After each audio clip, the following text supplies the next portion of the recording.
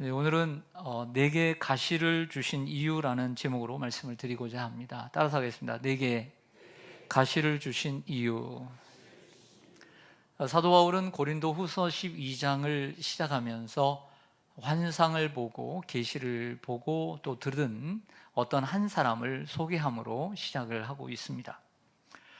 이 사람은 14년 전에 셋째 하늘에 이끌려가서 황홀한 광경을 경험하게 되었습니다. 근데 이 셋째 하늘을 4절에 가보면 낙원에 이끌려갔다라고 표현함으로써 이 셋째 하늘이 낙원임을 알 수 있습니다. 하늘이 3개냐 7개냐 여러 토론들이 있지만 그게 중요한 것은 아닙니다. 그런데 사실 이 낙원에 가서 환상을 보고 또 계시를 받은 사람은 다른 사람이 아닌 바로 사도 바울입니다. 그런데 왜 자신이 본 환상을 남이 본 환상처럼 표현을 하고 있는 것일까요? 그 이유는 자신의 경험이 자기의 자랑이 되지 않기 위해서였습니다. 부수적인 이유는 6절의 말씀처럼 바울의 이 황홀한 이 간증을 만약에 말했을 때에 본 것과 들은 것을 이야기했을 때에 지나치게 생각할까 봐 두려워해서 내가 말하지 않는다, 그만둔다라고 6절에 얘기를 합니다. 이 말은 우리의 개인적인 신앙의 경험이 일반적이고 또 객관적인 사실이 될까 봐 우리가 조심해야 된다는 얘기죠. 여러분들의 개인적인 체험이나 개인적인 경험들이 우리 모두의 일반적이고 객관적인 진리나 사실이 될 수는 없습니다. 또 그것이 참이라고 할 수는 없지만 사도 바울은 조건을 먼저 걸죠. 그럼에도 불구하고 내 말은 참말이라 라고 6절에 말하고 있습니다. 사도 바울이 자신의 경험을 다른 사람의 경험처럼 이야기한 데는 다 이유가 있습니다. 그것은 자신의 몸에 있는 육체의 가시 때문이었습니다. 그 육체의 가시로 인해서 자신이 깨달은 것이 있기 때문에 자랑하지 않기 위해 남의 이야기처럼 말한 것이죠. 그리고 오늘 본문에서 1절에서 10절까지 읽어드렸는데 본문에서 강조되는 것은 앞부분에 나오는 어떤 사람이 본 환상과 계시가 아니라 뒤에 나오고 있는 육체의 가시 부분이라 할 수 있습니다. 즉 앞에 이 환상과 계시의 이야기를 한 것은 육체의 가시에 대한 이야기를 하기 위한 이야기였던 거예요. 그렇다면 사도 바울에게 있어서 하나님께서 주신 그 육체의 가시는 무엇이었을까요? 우리가 일반적으로 또 역사적으로 사람들은 얘기하기를 그의 눈에 안질이고 그의 몸에 가끔씩 찾아오는 간질이었다라고 추정하지만 사도 바울은 정확하게 자신의 병이 육체의 가시가 무엇인가는 정확하게 얘기하고 있지는 않습니다.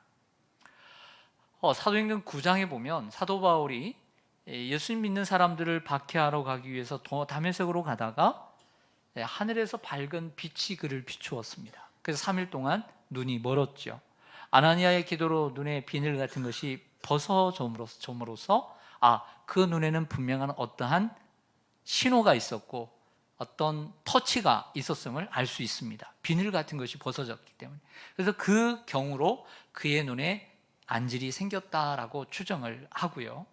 그래서 어떤 성도들은 그를 사랑해서 사도 바울을 위해서 자신의 눈이라도 뽑아줄 수 있었겠다라는 표현을 하고 있습니다.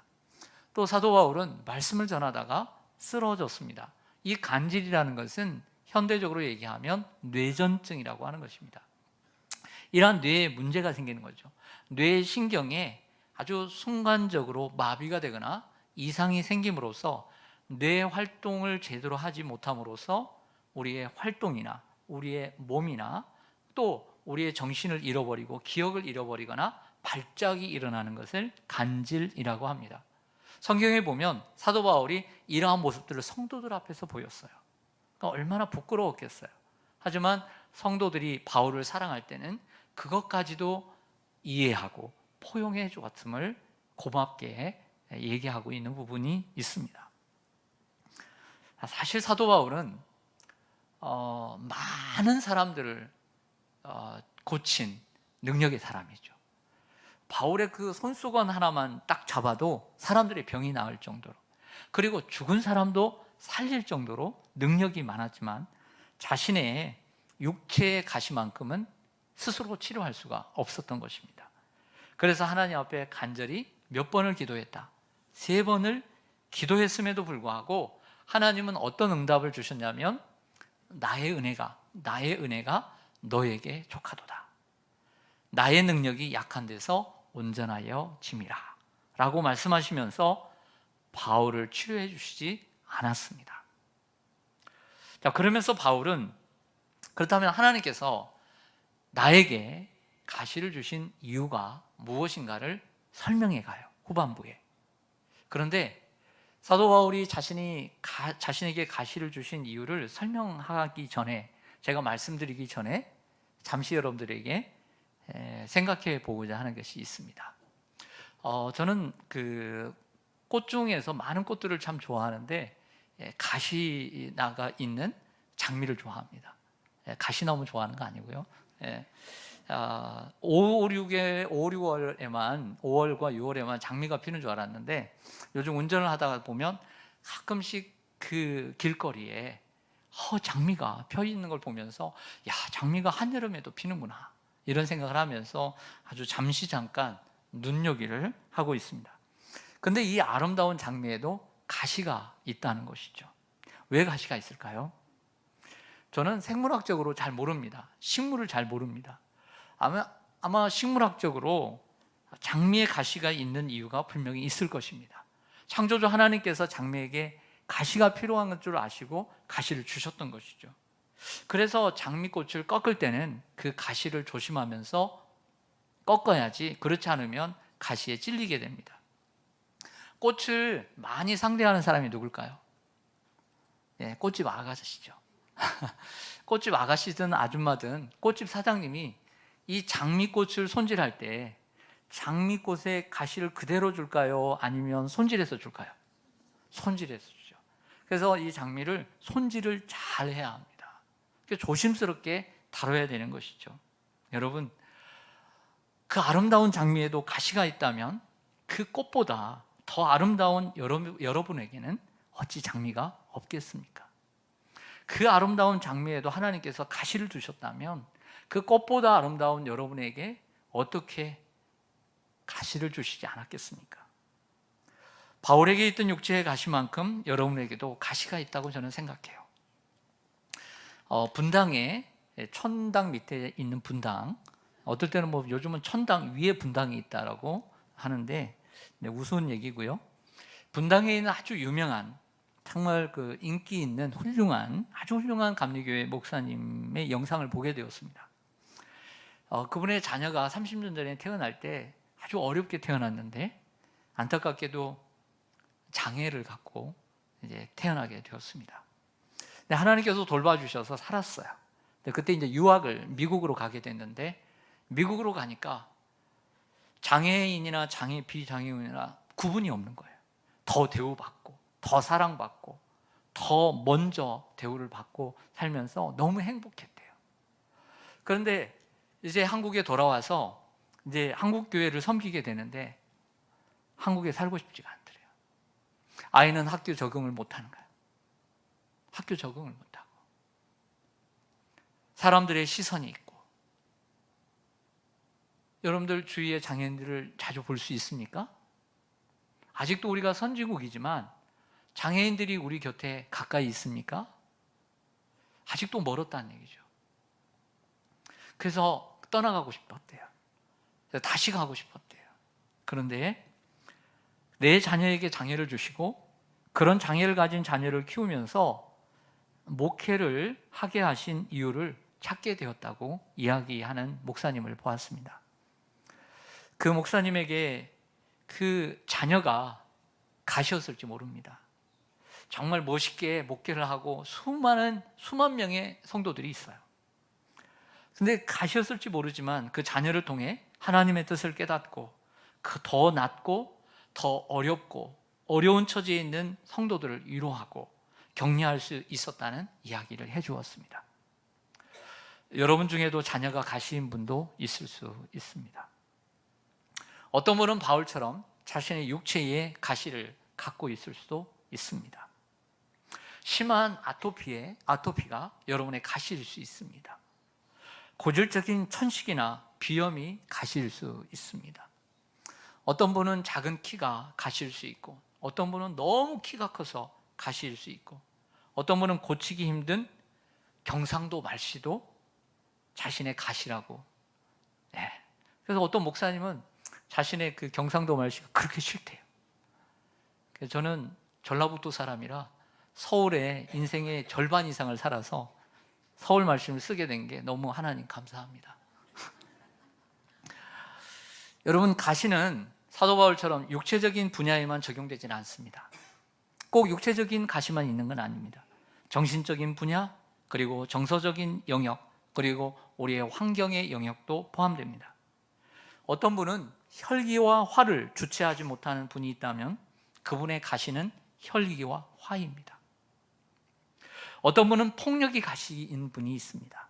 폭력을 끊지 못해 가족을 때리고, 자녀를 때리고, 아내와 남편을 때리고, 남과 싸우기를 좋아하는 분은 폭력이, 그 주먹이 가시입니다.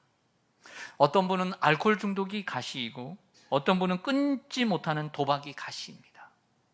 어떤 분은 우리가 알면서도 다시 실수하는 고질적인 나의 성격이 가시일 수 있습니다. 우울증이나 정신적인 질환도 가시일 수 있습니다. 이것은 고치기 힘든 고질적인 난치병이기 때문입니다. 우리의 어려운 가정 환경, 엄마 아빠를 생각하고 형제들을 생각하면 집을 뛰쳐나가고 싶은 우리의 가정 환경, 이 또한 내가 원하진 않았지만 나에게 있는 가시일 수 있습니다. 때로는 내가 좋아서 결혼한 부부도, 내가 낳은 자녀도, 어떤 부모까지도 가시일 수 있습니다. 사랑하는 성도 여러분, 여러분은 어떤 가시를 가지고 계십니까? 고치려고 해도 잘 고쳐지지 않는 바로 그것이 가시입니다. 다시 본론으로 돌아와서, 그렇다면 사도 바울은 자신에게 그 육체의 가시를 제거해 주시지 않는 그 이유, 그게 뭘까를 이야기해 주고 있습니다. 두 가지로 말씀을 드리려고 하는데요. 첫째는 너무 자만하지 않게 하기 위해서. 따라서 하겠습니다. 너무 자만하지 않게 하기 위해서. 우리 7절을 같이 한번 읽어보겠습니다. 고린도후서 12장 7절 시작. 여러 계시를 받은 것이 지극히 크므로 너무 자만하지 않게 하시려고 내 육체의 가시 곧 사탄의 사자를 주셨으니 이는 나를 쳐서 너무 자만하지 않게 하려 하심이라. 아멘. 여러 계시를 받은 것이 지극히 크다. 여러 계시를 받은 것이 작은 일이 아니라 너무 큰 일이에요. 그런데 이 계시와 육체의 가시를 연결시켜 주고 있지 않습니까? 이게 다른 본문이 아니라 이 육체의 가시를 얘기하기 위해서 여러 가지 받은 그 계시를 앞에 얘기했던 것이죠. 두 번이나 반복하고 있는 것처럼 그 육체의 가시를 주신 것은 너무 자만하지 않게 하기 위해서라고 말하고 있습니다. 우리도 그렇습니다. 여러분, 사람이 가난할 때도 있지만 부할 때도 있고요. 잘 안 될 때도 있지만 잘 될 때도 있습니다. 가게 하나 운영하기도 힘들 때도 있고, 직원 하나 두고 사업하기도 힘들 때도 있지만, 어느 순간 하다 보니까 가게가 2개 되고요, 가게가 3개 되고, 가게가 4개 되고, 체인점을 낼 수도 있고요, 직원을 100명, 200명도 두고서 사업을 할 수가 있습니다. 당연히 수입도 늘어나죠. 자만하기 쉽죠. 얼마나 자만하기 쉬워요. 차를 2세대, 서너 대 두고, 집도 막 사두고, 땅도 사두고, 얼마나 자만하기 쉬워요.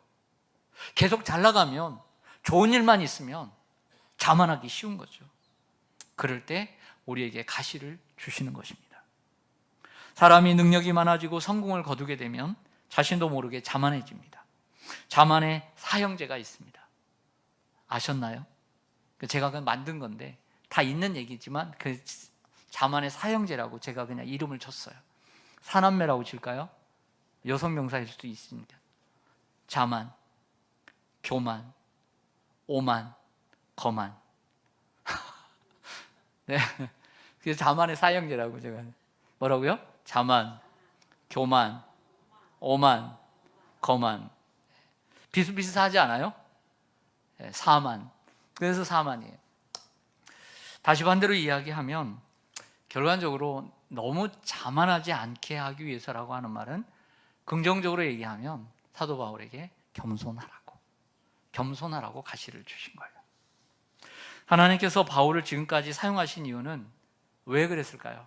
사도 바울이 헬라어도 하고 정말 많이 배우고 엘리트이기 때문에 하나님이 사용하셨다? 천만의 말씀이에요. 사도 바울이 주님을 만나고 과감하게 모든 것들을 배설물처럼 여기고 겸손해졌기 때문에 은혜를 주신 거예요. 하나님은 겸손한 자들에게 은혜를 주십니다. 그래서 하나님이 사용하셨던 거예요. 여러분, 그 사람이 똑똑해서 하나님 사용하신 거 아니에요. 하나님이 그만한 능력 없는 분 아니에요. 그런데 바울이 자만하게 되면 하나님의 은혜가 바울에게서 떠나게 되는 거예요. 그래서 바울은 그 자신을 복종시켰던 것입니다. 여러분, 우리나라에도 많은 큰 교회 목사님들이 계시고 또 세계적으로도 유명한 목사님들이 많이 계십니다만은 한때 신화적인 목회를 했던 분들이 말년에 좋지 않게 목회를 그만두는 경우들을 보게 됩니다. 어떤 목사님은 돈 때문에 쓰러지고 어떤 목사님은 교회에 대한 욕심으로 인해 잘못된 경우들이 있습니다. 왜 그럴까요? 왜 그럴까요? 이렇게 훌륭한 능력을 가지고 하나님께서 주신 능력을 가지고 분명히 그들은 교만했기 때문입니다. 자만했기 때문이죠. 겸손할 때는 하나님이 은혜를 주셨습니다. 그게 진짜 은혜고 진짜 능력이었던 것이죠. 그런데 그 능력을 제대로 유지해야 되는데 그 다음에는 하나님 앞에 교만하기 때문에 하나님의 은혜를 끊었어요. 근데 그 은혜가 하나님의 은혜인 줄 알고 변장된 은혜를 가지고 사역을 했던 거죠. 끝까지 하나님과 동행하지 못하고 어느 날부터 썩어질 것을 붙들고 가고 있더라는 것입니다. 여러분, 하나님과 동행하기 위해서 우리에게 꼭 필요한 것이 있습니다. 우리가 끝까지 하나님과 동행하고 끝까지 믿음의 승리를 거두기 위해서 꼭 필요한 것 있습니다. 뭘까요? 그것은 영적 긴장감이에요. 영적 긴장감. 두렵고 떨림으로 구원을 이루고 두렵고 떨림으로 신앙생활을 하고 두렵고 떨림으로 목회를 하고 두렵고 떨림으로 사역을 하는 마음인 거예요.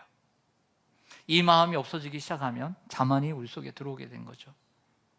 긴장감을 늦추는 순간이 자만에 빠지는 순간입니다. 저뿐만 아니라 여러분에게 이 말씀을 드리고 싶어요. 우리 고린도전서 10장 12절입니다. 조금만 앞으로 몇 장 앞으로 넘어가 보겠습니다. 고린도전서 10장 12절.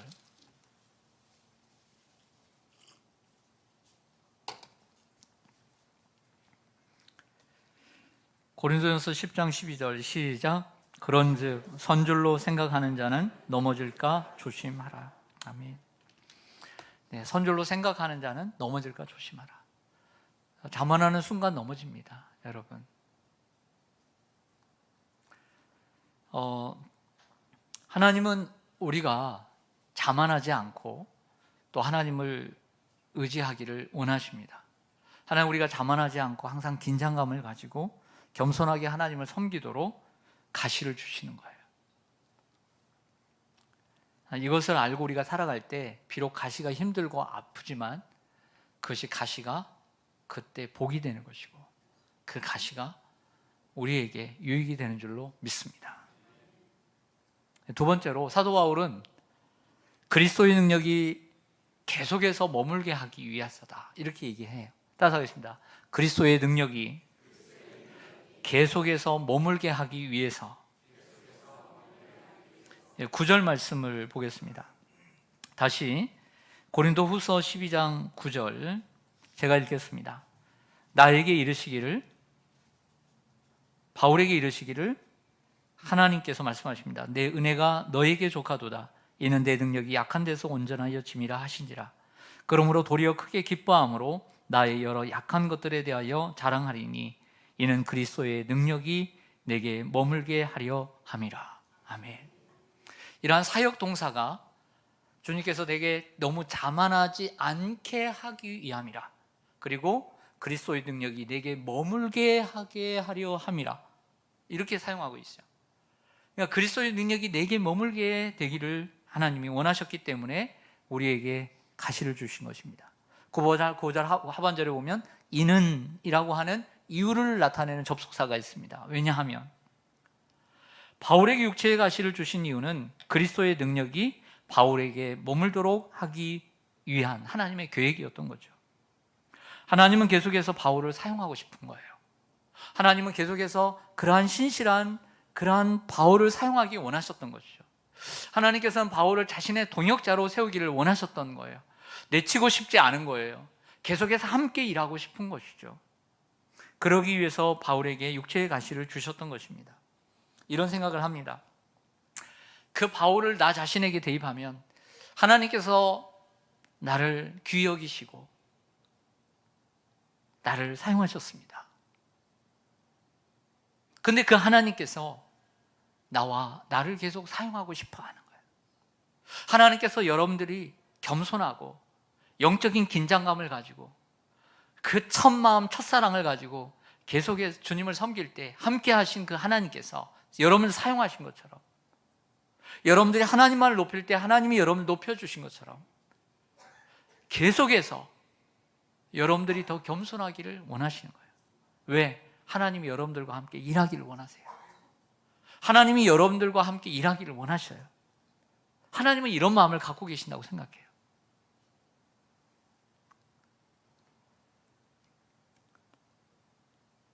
그래서 우리에게 육체의 가시도 주시고 정신적인 가시도 주시고 성격의 가시도 주시는 것입니다.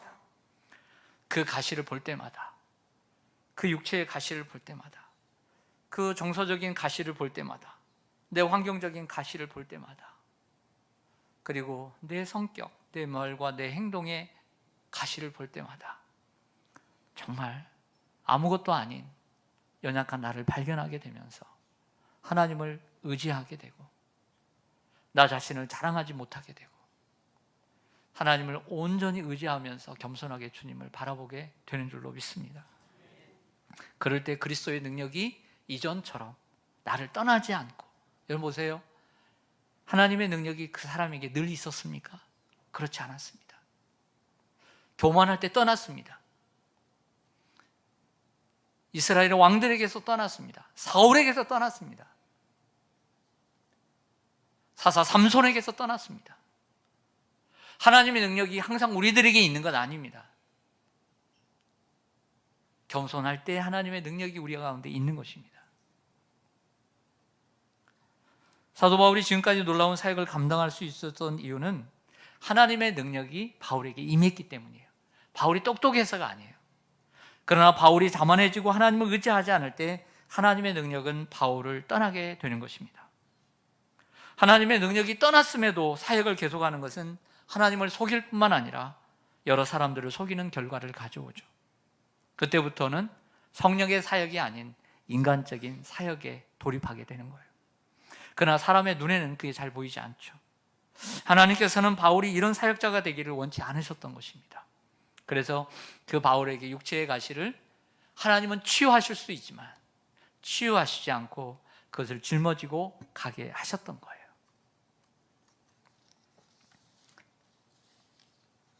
사도 바울은 이런 경험을 통해서 마지막으로 다짐을 하나 계속해서 합니다. 오늘 본문 중에서 계속해서 그것은 이유는 두 가지지만 가시를 주신 이유는 두 가지예요. 너무 자만하지 않기 위해서, 그리스도의 능력이 내게 머물게 하기 위해서. 하지만 이 모든 것을 깨닫고 난 후에 계속해서 이 편지를 통해서 다짐하고 있는 게 있습니다. 5절을 보겠습니다. 5절 같이 읽습니다. 시작. 내가 이런 사람을 위하여 자랑하겠으나 나를 위하여는 약한 것들 외에 자랑하지 아니하노라. 아멘. 사도 바울은 자신을 위해서는 자랑하지 않고 약한 것들을 자랑하겠다고 다짐합니다. 9절에도 보면 나의 여러 약한 것들에 대하여 자랑하겠다고 또 다짐하고, 또 다른 곳에서 이렇게 얘기를 합니다. 우리 한번 생각해 보죠. 바울이 예수님을 만나서 다행이지, 만나기 전까지는 바울은요, 자랑할 게 얼마나 많았는지 몰라요. 뭐 태어난 배경부터, 그리고 그의 학벌, 그리고 학연, 지연, 혈연, 그의 행위까지 너무 자랑할 게 많은 사람이에요. 그러나 그런 것을 배설물처럼 버리고 그리스도를 위해 약한 것을 자랑하겠다고 여러 차례 다짐을 해요. 여러분, 사랑하는 성도 여러분, 여러분이 자주 자랑하는 자랑은 무엇입니까? 이렇게 다짐해도 우리는 나도 모르게 불쑥 자랑이 나오는 그 자랑은 무엇입니까? 그리고 그 자랑은 누구를 위한 자랑이었습니까? 정말 주님을 위한 자랑이었습니까? 아니면 여러분 자신을 위한 자랑이었습니까? 우리 모두 사도 바울처럼 예수 그리스도를 위해서 우리의 약한 것들을 자랑하는 우리가 되기를 주님의 이름으로 소망합니다. 아멘. 기도하겠습니다.